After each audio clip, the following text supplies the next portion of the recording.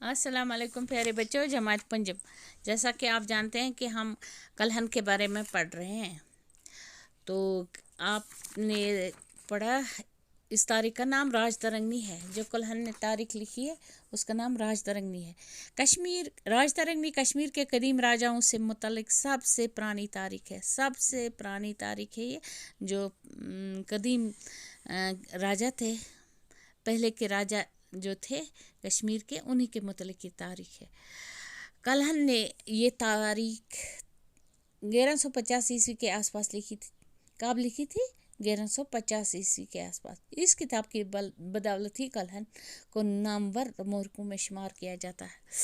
तो ये शुमार हो रहा है किन में? नामवर मोहरकों में, तारीख दानों में शुमार होता है कलहन। कलहन 1100 ईस्वी के आसपास परिहासपुरा में पैदा हुए। कहाँ हुए पैदा? परिहासपुरा, ये पट्टन में, डिस्ट्रिक्ट बारामूला में है परिहासपुरा। उनके वालिद का नाम कनपक था। क्या था नाम? कनपक। कनपक कश्मीर के मशहूर राजा हर्षवर्धन के दौर हुकूमत में वज़ीर थे। वो क्या था? वज़ीर। मशहूर राजा हर्षवर्धन जब कश्मीर पर हुकूमत करता था तब ये कलहन का बाप वज़ीर था, जिसका नाम कनपक था। कलहन को अपने वालिद के साथ बहुत लगाव था उसे अपने वालिद के साथ। वो उनकी ज़िंदगी और शख्सियत से बेहद मुतासिर थे। अपने बाप की शख्सियत और ज़िंदगी से कलहन बहुत मुतासिर था। छोटी उम्र में ही कलहन ने वालिद के हमरा बहुत से तीर्थ स्थान देखे, मुक़द्दस जगहें देखी इसने। कलहन ने अपने बाप के साथ। कलहन ने अपनी किताब राज तरंगनी में कई जगहों पर अपने वालिद का जिक्र बड़े अदब और एहतराम के साथ किया। बड़े अदब से उसने अपने बाप का नाम लिया है इस तारीख में, राज तरंगनी में। राज तरंगनी के मताले से मालूम होता है कि कलहन को मुख्तलिफ उलूम की तरबियत मिली थी। वो बहुत सारे इल्म जानता था। उनके दौर में जो उलूम मरवज थे, जो राइज थे उस वक़्त, वो क्या उलूम थे, उनसे वो पूरी तरह वाक़िफ़ थे। वो सब जानते थे। उन्हें किस्सों और दास्तानों के मुताले का बेहद शौक था। वो किस्से और दास्तानें बड़े अदब से पढ़ता था, शौक से पढ़ता था। उस वक़्त की दूसरी अहम किताबों के अलावा उन्होंने महाभारत और रामायण का भी गहरा मुताला किया था। रामायण और महाभारत ये हिंदुइज़्म की दो बड़ी मुक़द्दस किताबें हैं, उनका भी मुताला किया। चनाच इल्म नजुम होता है सितारों का इल्म। माशियात हो गया इकनॉमिक्स, और दूसरे उलूम से वाकफियत रखने के अलावा वो एक बड़े शायर भी थे। वो क्या थे? शायर। इसलिए उन्होंने कश्मीर के राजाओं की तारीख नज़म की सूरत में लिखी। जो बादशाह गुजरा उस दौर में, तो उसने नज़म की सूरत में उनके बारे में कसीदे लिखे। राज तरंगनी इसी लिहाज से कदीम शायरी का बेहतरीन नमूना भी पेश करती है।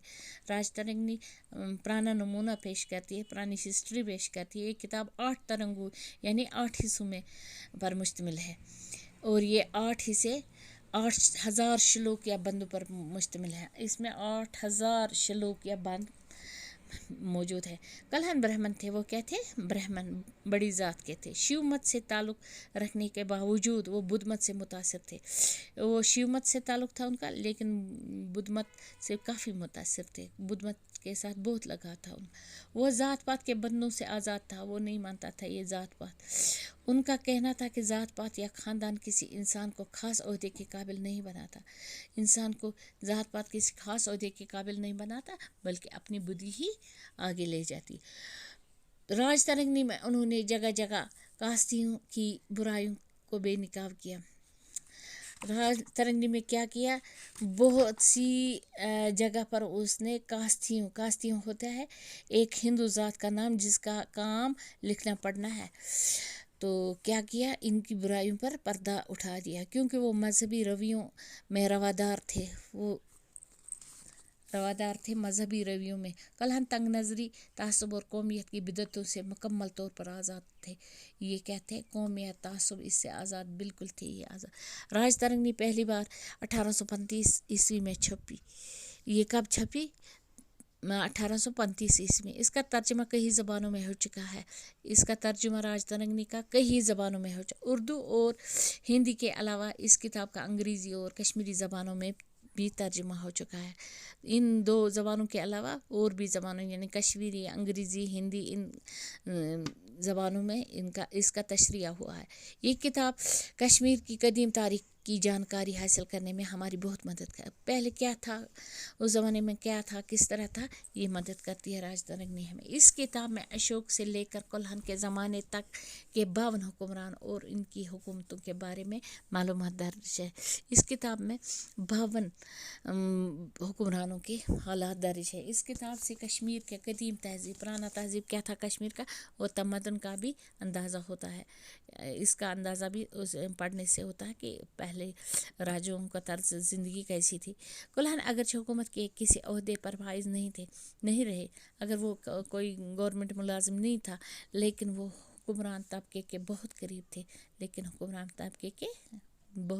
تھے. انہوں نے دربار کا گہرا مشاہدہ کیا تھا، کشمیر کے مختلف علاقوں اور یہاں کی معاشیاتی زندگی کا بھی مشاہدہ کیا تھا. انہوں نے جو کچھ دیکھا اسے لکھا تاکہ آنے والی نسلیں ان کے مشاہدات سے فیضیاب ہوں. ہاں بچوں، اسی کے ساتھ ہم نے یہ سبق بھی اختتام پر پہنچایا. اب کل ہم اس کا کام لکھیں گے. والسلام، خدا حافظ.